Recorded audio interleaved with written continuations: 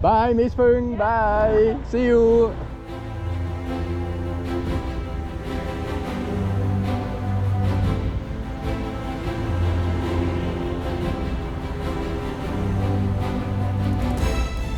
And off we go to Buon Ma Thuot.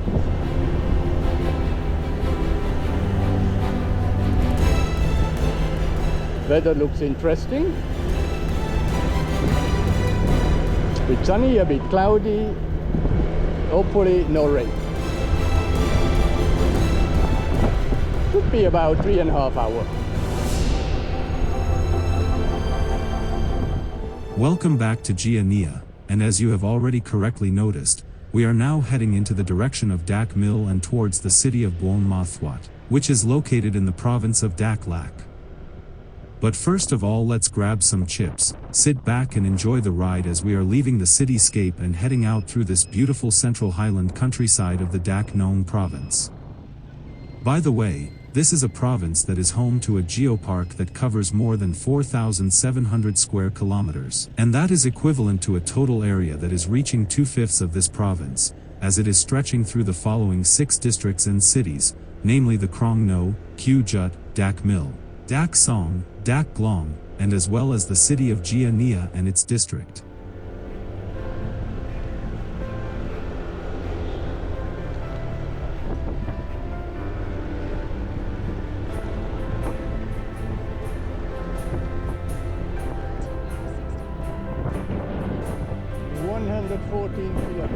Buon Ma Thuot.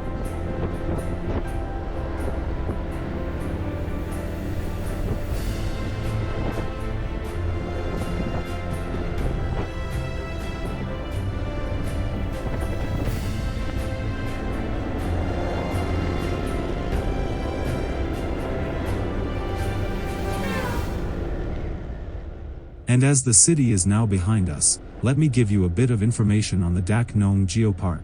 This park is home to an astonishing 65 geological and geomorphological heritage sites, that is including volcanic craters, roaring waterfalls and a system of nearly 50 caves that is reaching a total length of more than 10 kilometers. The geopark's tropical forest ecosystem boasts a significant biodiversity that is not only preserving a unique cultural ethnicity but also is rich in geological and natural features, as well as having evidence of prehistoric activities. I learned that the history of this land is going back to 140 million years when it was part of an ocean with traces found in sedimentary rocks, ammonite fossils as well as other fossils.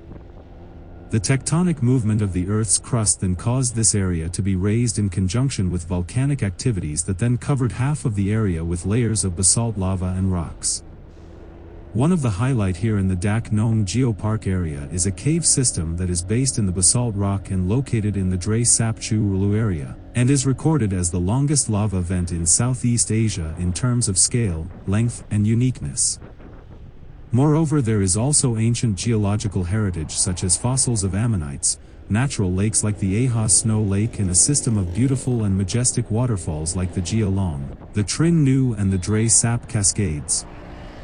Then there are the archaeological findings of prehistoric people who resided in the volcanic cave area of the geopark, suggesting that this region was home to the late Stone Age and the early Metal Age tribes, which can be dated back to around the year of 12,000 to 6,000 before Christ. Furthermore, the geopark is also home to parts of the infamous Ho Chi Minh Trail and therefore certainly worth a visit.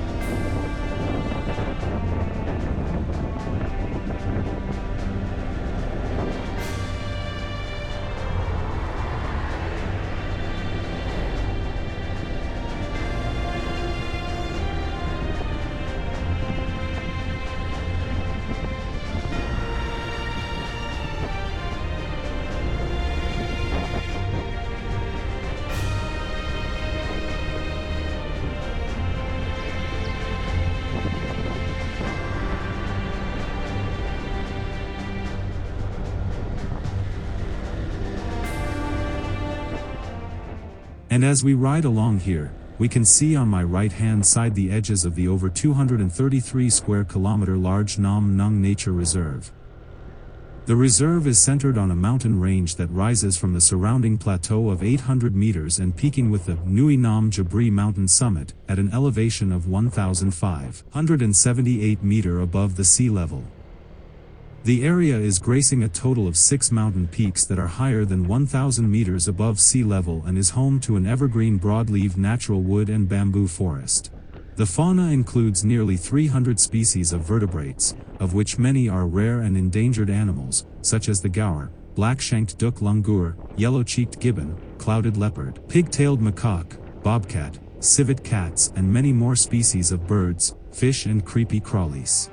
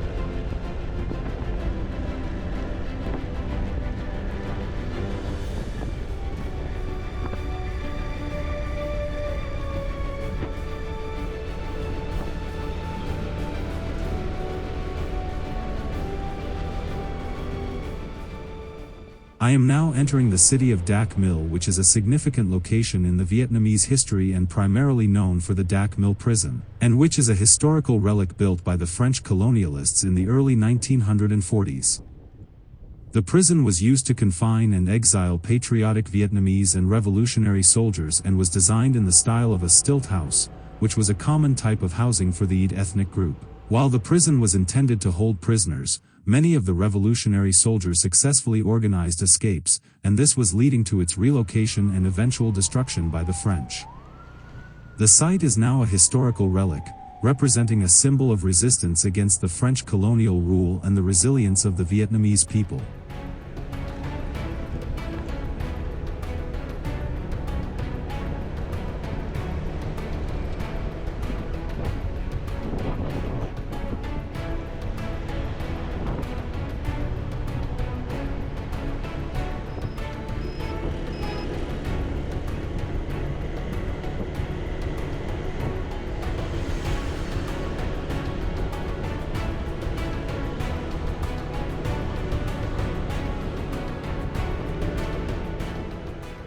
Moreover, this city also has a lake that was built by the French with the name the West Lake. I was told that since the lake was built by the Westerners and hence the name West Lake, and so this name was used by many locals and gradually became the official name of the lake. In addition to the name West Lake, the lake is also called the Dak Mil Lake in the Ed language, and the Duc Minh Lake in the Vietnamese language. In the 1940s, the French utilized the natural terrain to create this 40-hectare lake for irrigating their coffee plantations, and in 1982, The Dak Mil district expanded the lake in order to provide irrigation water and store rainwater from the high slopes during the rainy season. As of today, the Dak Mil district has invested in the West Lake with creating a nice park with fountains around the shore. Furthermore, the lake is also paved with stones and has beautiful walking paths built around which are surrounded by tall trees.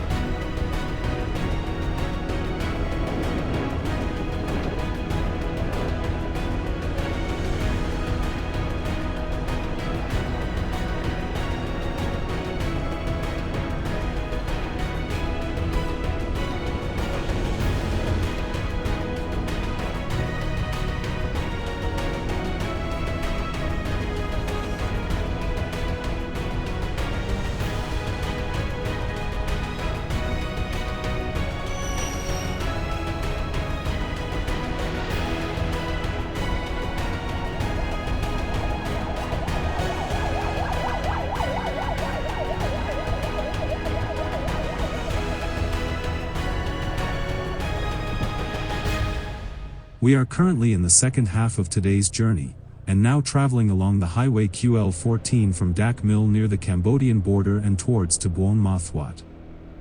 This route, which is part of the larger Ho Chi Minh Highway, also provides nice views of the central highlands as we ride through the countryside of the Dak Nong and the Dak Lak province.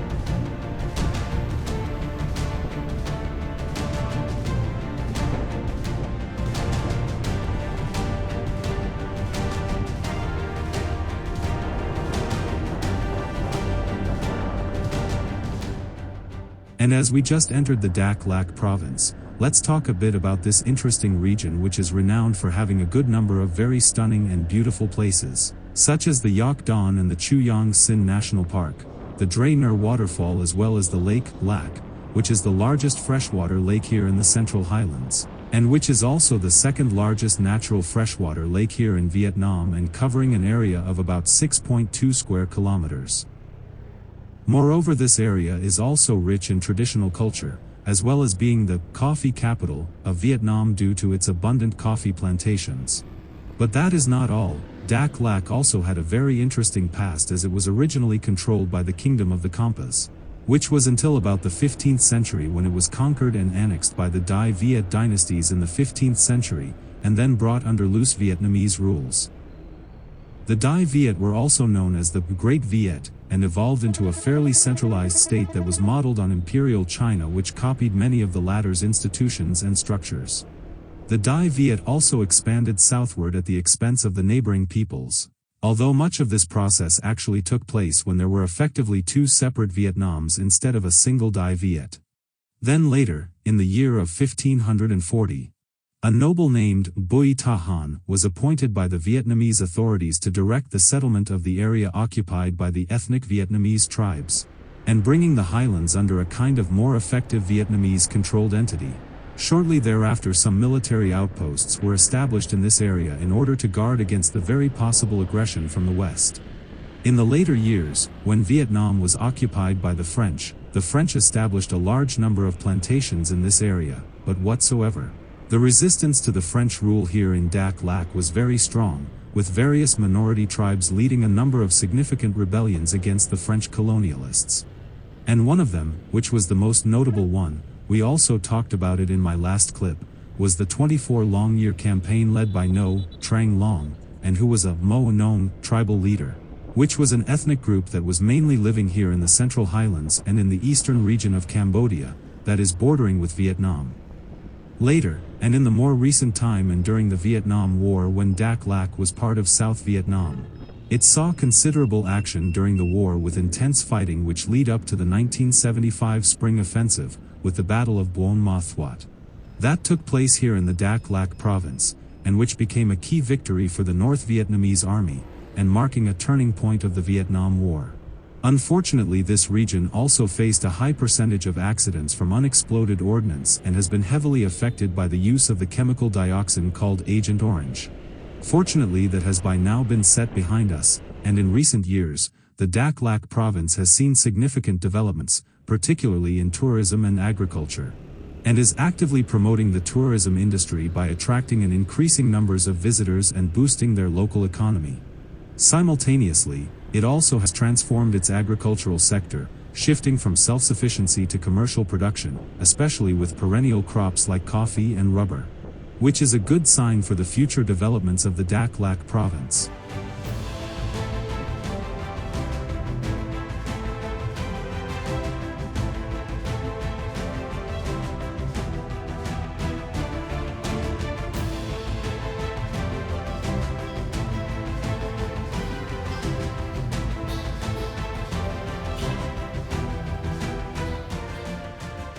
Now and after this amazing ride, that started today morning from the city of Gia Nghĩa in the Dak Nông province, I finally reached the capital of the Dak Lak province here in Buon Ma Thuot, which took me a bit longer than I anticipated. But hey, who cares when you are traversing through such a beautiful countryside? You know that you should never be in a hurry and rather enjoy the ride as much as you can. And so let the journey become your holiday.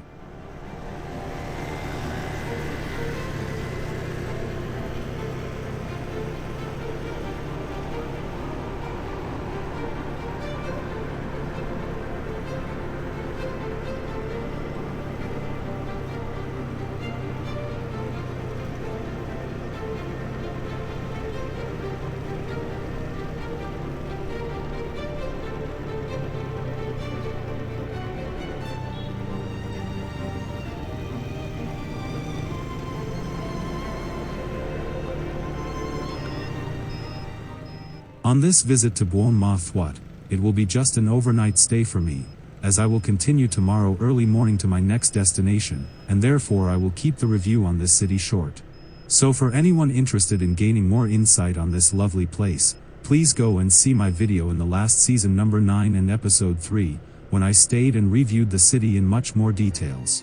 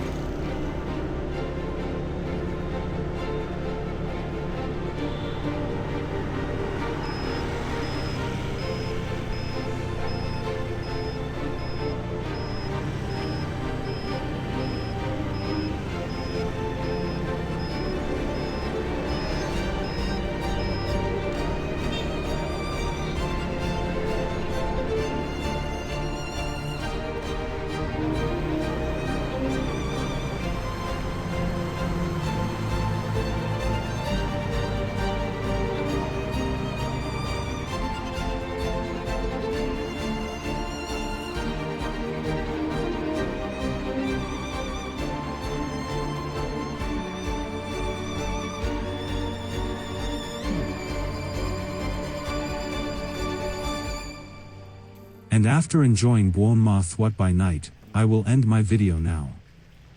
Thanks a lot for watching, and I am looking forward to see you back in my next part, when I will continue to Kon Tum, which is the capital city of the Kon Tum province.